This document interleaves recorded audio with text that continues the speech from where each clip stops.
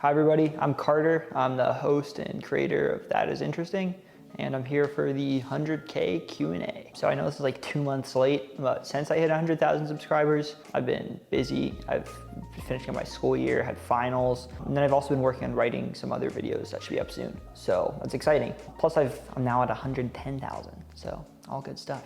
Anyways, I'll be working full-time on the channel this summer, so hopefully there'll be a lot of great videos coming up. And you all asked a lot of great questions for this Q&A. I'm gonna try to get to most of them, but my apologies if I missed anything. I grouped the questions into 3 main categories. There's questions about the channel, like how and why I created it and so on. Questions about my interests, places I like to travel, and my opinions on various topics. And finally, there's some more personal questions such as where do I work, where do I'm from, and stuff like that. So let's get started with questions about my channel. Okay, so the first question is, why did you start making videos? That's a great question. When I was younger, I would always make videos with my friends, like on iMovie and stuff like that, and like that's what we'd always do. We'd make this like action movie and stuff like that, you know, when we were little kids, and we had a bunch of like other YouTube channels that we'd make for fun, like for us playing video games or us making like stop motion videos, things like that. And it was just like a fun thing that we like to do, that me and my friends would always do in our free time. But as I became more interested in like geography and history and things like that, at some point I decided that it would be a fun thing because I'd had experience with making YouTube videos before, even though none of those channels did very well. I thought it could be a fun way to like share my passions and interests with other people. It was the summer after my sophomore year in high school. I created the channel and I tried out a couple different names, and That Is Interesting was like one that wasn't taken. So I'm like, oh, that's cool. And it worked. I liked it a lot with the channel. And I didn't end up, well, I made the channel in March of my sophomore year. I created it, I set it up, I made a logo and everything. It's a different logo than what I have now. It's really bad. I didn't end up filming anything until that summer after. I made like 2 or 3 videos within a week. And back then my videos were all really short. Right off the bat, like I was like, oh, this is fun. Like this is something I really enjoy doing.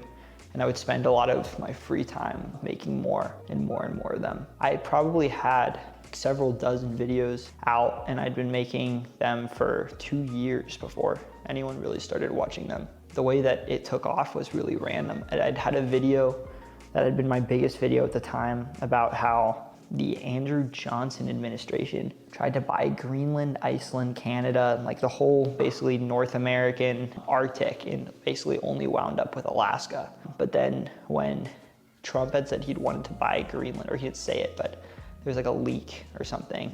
It made a lot of people search for that.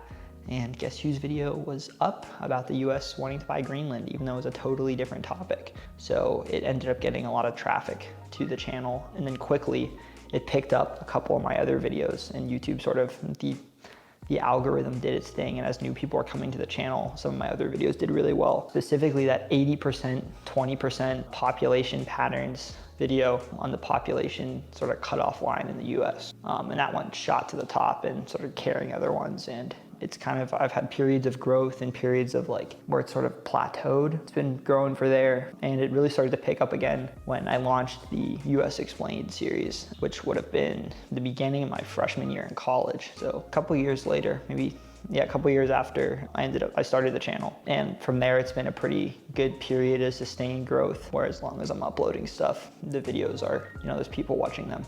The next question feeds into that really well. What motivated you to start the US Explained, and why is this such an interesting series? I wanted to start the US Explained because I'd been working on a video it's called like America's City States. And the US doesn't obviously have like city states, but I was going to be talking about some of the most densely populated states, territories, such in the US, because there's city states that are countries that are just cities around the world, like Singapore, Monaco, Vatican City, such. Within the US there are states, but there's some that are very densely populated, like Hawaii, New Jersey, where it's not like a city state, but it's a state when a significant chunk of the state is pretty urbanized and revolves around a city. And there's DC, which is, not a state, but it's just a district that's a city. But anyway, I was working on those. I had like written blurbs about a couple, and I got to the point where I was like, this video is gonna be way too long. because I wanted to talk about a number of different places, sort of the populations and all that, and a lot of stuff about them. I got to the point where it's like, there's no way, the video's either gonna be way too long, or I'm gonna have to like cut it down and make it really short and not be able to get enough information in. Then I got the idea of, why don't I make it a series where I talk about every single state. A big inspiration for that was the channel Geography Now, which has done the same thing with countries. And I threw out a poll to see if people were interested. It got a much bigger response than any of the other polls I'd done. And it also came right on the heels of me posting a video about fascinating maps of the US, which had done really well. I think a lot of people who watched that video and who joined on after watching that video, which is still, I think right now it's my third biggest video ever, came on and then they stuck around and watched the US Explained and helped give that some really solid initial growth. And I think for the channel, it's been a really good thing to have this long running series, because it's something that keeps people, I guess, motivates them to subscribe and keeps them sticking around. I don't know why people like it. The reason I like it is because it's really in depth and covers a whole lot. I like that sort of longer form video type. That's what I like about YouTube. I've liked that I've been able to make a lot of my videos longer. Shorter ones are good too, but I think it's good to be able to really go in depth on things and give like sort of the full picture. I've visited a lot of these places, but there's also a lot of places I haven't visited just to learn more about it,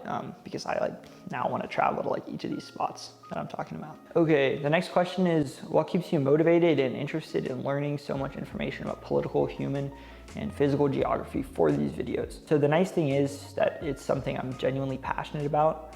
I wouldn't want to, I wouldn't have been doing this for these years and still wanting to do it for more and more years in the future if it wasn't something that I was just really passionate about and interested in. I think when you're doing something like this, you got to do it for yourself and because it's something that you enjoy and not because you feel like you have to.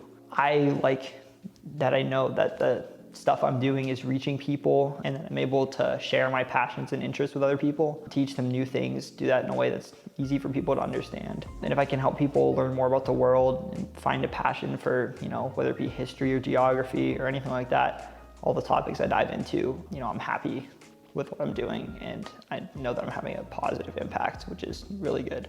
The next question is, what general advice would you give for people who want to grow their channel? I think there's sort of a misconception that YouTube is really easy, and because of that, when people start their channels and they find out that it's not, and that it's not gonna just your videos aren't just gonna blow up right away, those people will give up. A year and a half after starting the channel, I'd posted 26 videos. I'd had only 128 subscribers and less than 5,000 total views. So that's only about, basically every video I posted, I would only get on average 5 subscribers and 200 views. So that seems really small, especially now that the channel's done so much better. But to me back then, it seemed big and there was growth and I did have a real audience. Still, I'd put in a whole lot of work for not too great results.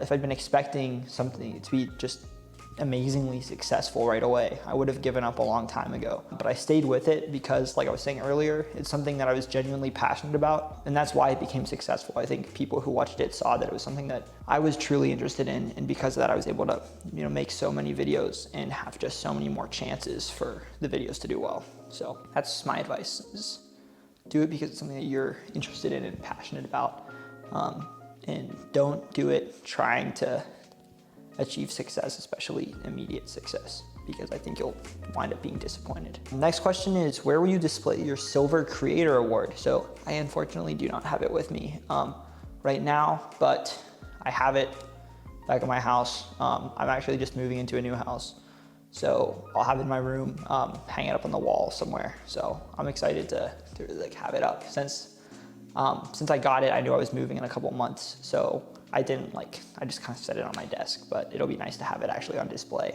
And of course, it's really exciting to get the first milestone marker, big milestone marker of the channel. So really excited, really glad I got it. So the last question in this channel section of questions is, what are some new videos you're working on apart from the US Explained? So yeah, like I said, I'm hoping to have a lot of videos up this summer. So I'm not gonna spoil it and tell you all of them. North Carolina is probably gonna be one of the next ones. I'm almost done writing it for the US Explained, but other than the US Explained, I have a longer form video written on the geography and history of Ukraine in the background on the war that's going on there, because obviously that's a really important event that's going on right now. And I've taken a couple classes that focused mostly on Ukraine and Eastern Europe and a lot of the issues and history behind that.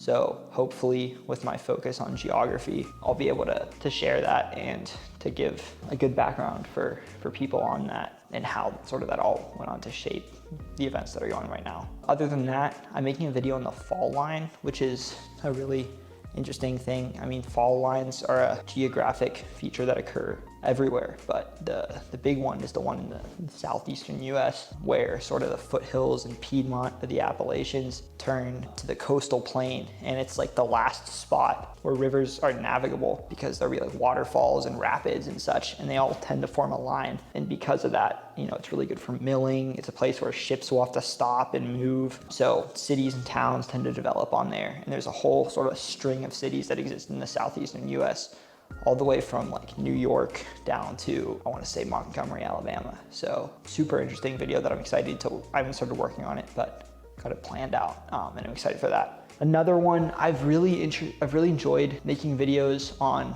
you know, sort of crazy water phenomenons in California, you know, like the Salton Sea and how that was created, and then how Tulare Lake was drained and all of that. And I've been really interested by the California State Water Project and the California Aqueduct, and how the state has just, you know, being from California, just how the state has shipped water through these, you know, canals just all over the place, and made a state that's pretty arid, able to house such a massive population. You know what it means for like the agricultural industry there, the drought and all of that. So I'm excited to get into that. And then there's another one which would be fun, which I had no idea was a thing. I got it from a comment on one of my videos, called Two Oceans Creek. And it's a creek in the Rockies in Wyoming that straddles the continental divide. It goes right down the middle, flowing down from a mountain, and then so it splits into two creeks, one called Atlantic Creek and one called Pacific Creek, that wind up flowing respectively. They make their way to the Columbia and Mississippi rivers eventually. This creek, the water in this creek ends up going to two oceans, like, so it gives it the name. It goes to the Atlantic and the Pacific, which is, I think, just crazy. And I had no idea about that. So yeah, those are just a couple, but I've got a whole, you know, running list going, and I'm hoping to get a lot out this summer. So the next section is sort of about my interests.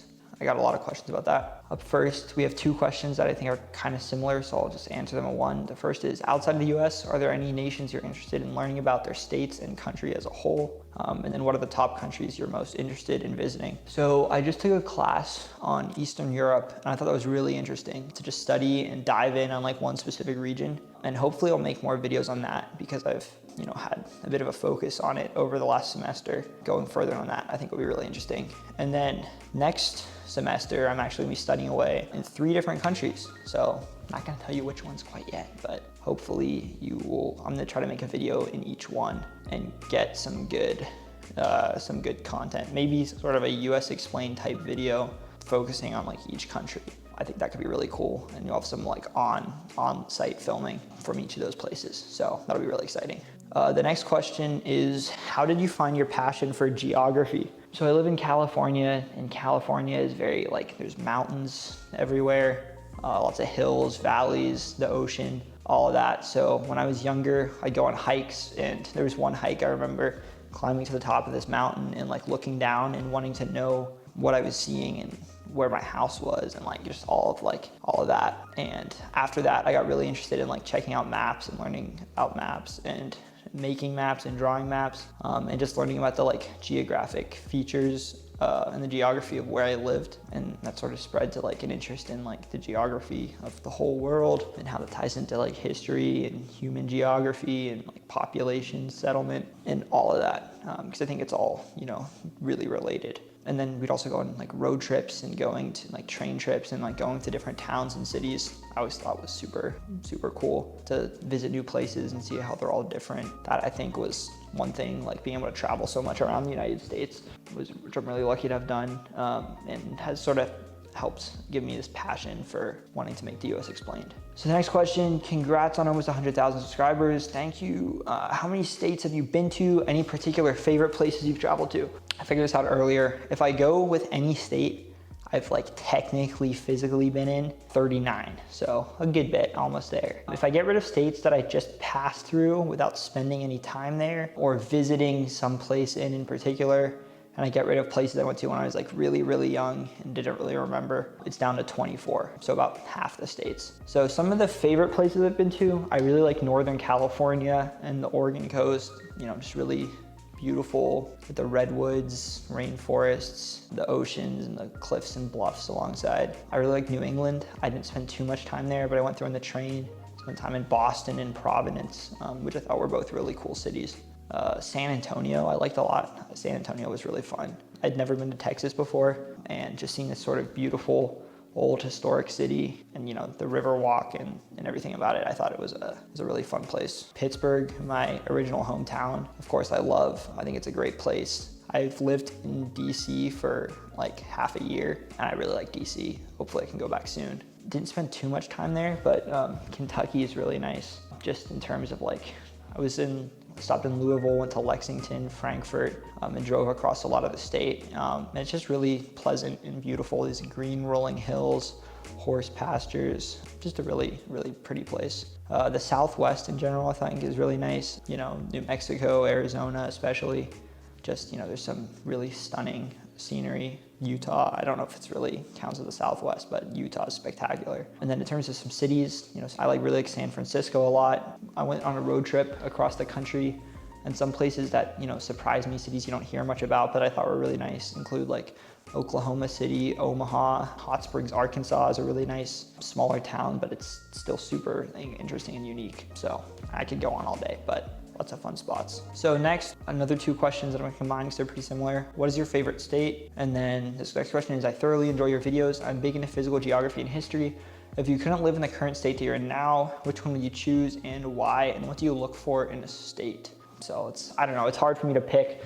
There's lots of states I've visited and enjoyed, and hopefully I'll be able to live in and or at least travel to a lot of other places in my life. In general though, I like states whose cities and towns are vibrant, sort of have a distinct feel and look to them, where you can feel the impact and influence of their history and their uniqueness, not just this like sort of cookie cutter suburbia that you can find everywhere. I like having some topography like hills, mountains, so on, and I like being near water too. I live in California a while, and I like California, but it is very dry, and I like having, you know, lots of like fresh flowing water and green areas, not too hot, and lots of flowing rivers and streams. The next question is, what is your favorite climate, preferably from the Köppen climate classification? So looking at them, the one I liked is warm summer humid continental, or like the abbreviation is DFB. So this goes from like North Dakota to Maine and up into Canada.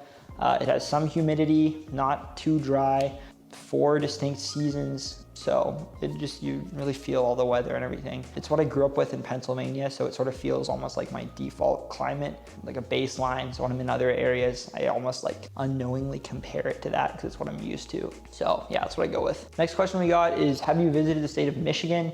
If so, what parts? What are your opinions of it? So I've only been to Michigan once, I think. It was when I was really young because I had family there. So I'd only been to like Detroit, like the suburbs of Detroit, and I was like maybe 5 or 6. So don't really have a whole lot of memories of it. I definitely have to go back though. It's part of the Rust Belt, so it definitely feels, I feel like it would feel similar to Western Pennsylvania where I grew up for a bit. So I'd like that. And then Northern Michigan just seems beautiful with like forests and islands and the Great Lakes. You know, that seems all really spectacular. The UP, you know, the Upper Peninsula seems amazing. Isle Royale, Mackinac Island, Sleeping Bear Dunes. I think there's a lot of like really beautiful places in Michigan, especially being surrounded by 4 of the 5 Great Lakes. I think would be, you know, a great place to visit. So the last question in the interest section is, do you support New York breaking up into 3 regions? I'd never heard of this. I didn't really know much about it until I saw this question, but I did a little research, and I know from making the New York Explained video that, you know, the upstate New York, the city itself, and then Long Island are culturally pretty different places. And the state government, you know, has to try to balance all that, and sometimes has trouble balancing the needs of the city and upstate New York. This specific proposal that I think is the one that was being mentioned, looks like it would split the state into 3 autonomous regions that would almost have their own, they'd be like almost self-governing, but they'd still be under the control of one governor. They'd still technically be one state, so it wouldn't add more Senate seats or anything. And they would do this to bypass Congress because when new states are formed, they have to be approved by Congress and the state legislature. So I'm not a huge expert on any of this, so I'm not sure if this is exactly legal or how it would work. I guess if they're technically like big counties that are very powerful, I guess it could work. I have no idea, not the person to ask on this, but I remember California tried to do something like that a few years back, and Texas has this clause that potentially they could split into 5 new states, which I made a video about. But it was definitely fun to look at. I'd never heard of it before. And I think a video or two, maybe like a mini series on proposed new states would be fun to make, because there have been a lot of really interesting new statehood movements and like proposed states that have been done all throughout US history. So I think it could be something that would be fun. Okay, so the last section is just a short one. It's more personal questions just about me and my life. The first one is, what do you study in college? I'm gonna combine these two. There's what do you study in college, and then, hey there Carter, I'd like to know if you're studying something related to geography or history. Good job as always. You totally deserve the 100K milestone. Thank you so much. So yes, I am a geography major, declared, all that. I enjoyed it a lot. I think it's really helped a lot with this channel. I didn't have to declare my major right away, so I ended up just taking classes that I enjoyed and was interested in. And I was like, oh wow, I'm taking mostly geography classes. I'm taking a bunch of geography classes. So I think it was a good choice for me. I've also taken a lot of classes in political science and international studies, which I think has helped too with the types of videos I like to make. Next question, is this your actual job or do you make your income off something else? So I have worked other jobs in the past. But right now, this channel is doing well enough. Thank you all so much.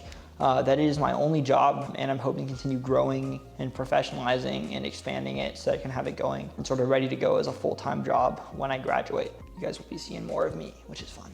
And then the last question, hey Carter, what state are you from? If you don't mind answering. Yeah, I've lived in 3 different states and DC for like a semester.